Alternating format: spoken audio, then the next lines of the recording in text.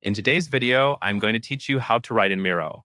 Writing on a Miro board is one of the fastest ways to capture ideas, label content, or add notes that everyone on your team can understand at a glance. I will walk you through how to add text and then highlight it so it stands out clearly on the board. Start by opening Miro and going to a new board. Once your board loads, take a moment to look around your workspace so you know where you want your text to go. If you are working on a larger board, it helps to zoom in a little and position your view over the exact area where you want to place your writing. This makes it easier to click accurately and keep your layout neat. Next, click on the text tool. You will typically find it in the board toolbar.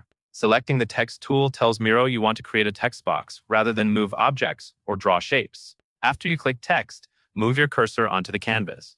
Then click where you want the text to appear. This will create an editable text area on the board, ready for you to type. Now, click on Highlight.